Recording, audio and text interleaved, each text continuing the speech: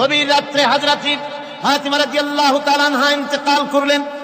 কিছু সংখ্যক সাহাবীদের কাছে খবর দিয়া অল্প সময়ের ভিতরে জানাজার ব্যবস্থা করা হলো। হযরত আবু যর গিফারী রাদিয়াল্লাহু তাআলা আনহু কবরের ভিতরে নেমে গেলেন। কবরের ভিতরে নেমে গিয়া হযরত আবু যর বলেন, রে কবর, তোর ভিতরে আজকে কাকে রাখবো, তুই কি তা জানিস নাকি? কোনো জবাব আসে না। হযরত আবু যর বলেন, কবর রে, তোর ভিতরে আজকে যাকে রাখবো তিনি হতেছে হযরত ইমাম হাসান হোসেনের মা। বেহেশতের সমস্ত জওয়ানদের সরদার হবেন যারা, সেই দুইজনের মা তোর ভিতরে রাখবো, খবরদার বেয়াদবি করবি না। কোনো জবাব না পেয়ে হযরত আবু যর বলেন, ওগো কবরের মাটি, তোর ভিতরে কাকে রাখবো কি জানিস?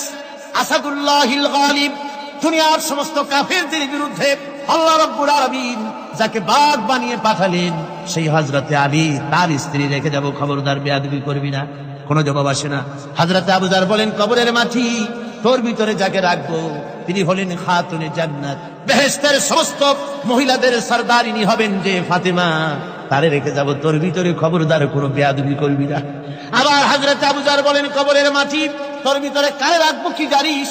তোর ভিতরে আজকে যাকে রেখে যেতেছি তিনি হলেন আখেরি জামানার পয়গম্বর বিশ্বনবী জনাবে মুহাম্মদ রাসূলুল্লাহ সাল্লাল্লাহু আলাইহি ওয়াসাল্লামের কলিজার টুকরা মা ফাতেমাকে তোর ভিতরে রাখবো, খবরদার কবরের মাটি বেয়াদবি করবি না। কিতাবে এসেছে হযরত আবু যরকে বাড়ি শুনতে পেলেন,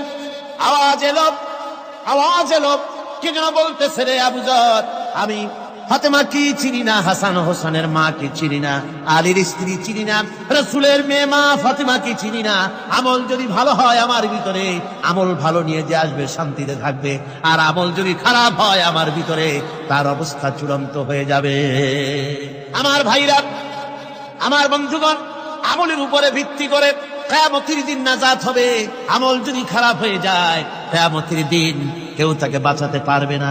এই জন্য কিয়ামতের ময়দানে, হাসরের দিনে আল্লাহর হাবিব জনাবে মুহাম্মদ রাসূলুল্লাহ সাল্লাল্লাহু আলাইহি ওয়াসাল্লাম সিজদায় পড়ে কাঁদতে থাকবেন। আল্লাহ রাব্বুল আলামিন বলেন, হাবিব রে, আপনি কাঁদেন কেন?